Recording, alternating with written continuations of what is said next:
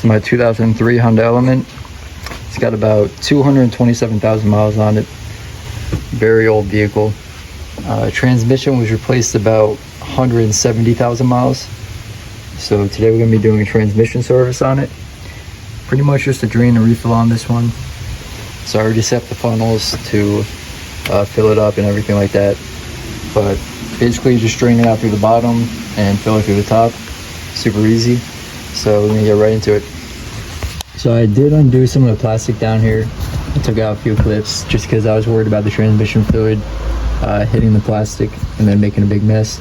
But I don't think I actually had to move any of this. I think it's all fine where it is. But yeah, so the drain bolt is right where my finger is. Okay, so this is the drain bolt right here. So I kind of crawl underneath here, put your 3/8 ratchet on that, break it loose. It could be pretty tight, so make sure you get a pretty long ratchet for that one. So we got the transmission draining now. I'm gonna try to get as much out as possible, so I'm gonna leave it for a while. So to check the level and add it, I'm gonna go, so you can't really see it, but right down in there, it's a little dipstick. So take that out, you get a funnel in there, and that is going to be how you're going to add it. So the way I do, I just put a small funnel inside the hole there and then just a bigger funnel on top. Just because this funnel, it won't make it all the way down. I mean, if you have a longer funnel, you can probably just get right in there, but this is the method I usually go with. This is what you got to take out in order to drain the transmission. You can see it's just a square drive, fits right into the ratchet. But when you do this, you're going to want to replace the washer, and you're also going to want to clean up all this. That's all like metal and debris and stuff like that, clutch material. But just want to clean that all up, get it all off, and you're good to go back in.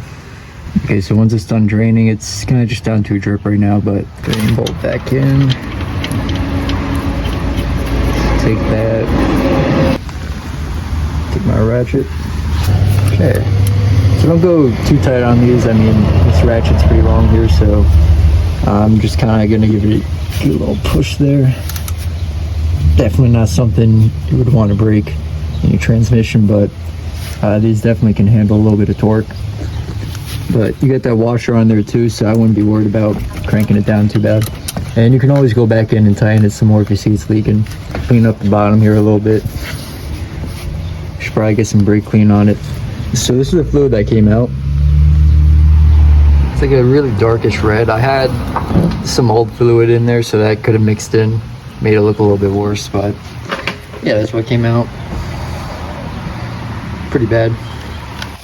So here's the new fluid that we're going to be adding. I always go with Honda fluid for transmission. This one is ATF DW1. So it's pretty expensive, about 40 bucks, but definitely worth it. It's going to take about 3.3, I believe it said online. So I'm going to start with that. First one going in. I'm just going to mostly keep a close eye on the bottom. Make sure that it's not overflowing in that second funnel. So it's about 3.3 quarts had to go in, so I put 3 and then about this much of the new container. So we're gonna go drive it around, see how it is when I come back, and I'll show you how to check the level and everything like that. So a good practice to follow after changing transmission fluid is to just go through all the gears quick. So put in reverse, neutral, drive, 2, on. Let it stay in each gear for like a couple of seconds.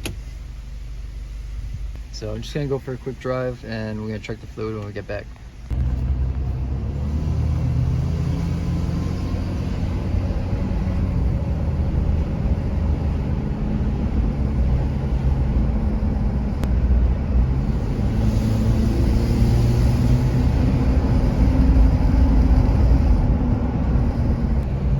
So I should probably be taking it on the highway and getting it like really heated up, but I just drove the transmission before I did the service, so it's already pretty hot. I'm just gonna kind of take it around the block too, probably about 2 or 3 miles, something like that. When it would shift, it would kind of like kick into gear a little bit. Now it's definitely a lot better, so I'm glad to see that. I just got back. So Honda is different about their automatic transmissions, how you check the fluid on them. A lot of automatic transmissions, you have the vehicle running and you have it probably be hot. In this case, you have it hot So same as other automatic transmissions, but you turn the vehicle off. Just go in and turn it off like that. Pop your hood. And you're just gonna check out that dipstick. I'm gonna pull it out, turn it off quick. Make sure it's nice and clean. Okay, so make sure you push it all the way down in there. You don't want it to be like loose and flopping around in there. Like when it seals in, you should know, because it should kind of lock in there. And then pull it back out. And it looks like we're right on the mark. So I'll take that.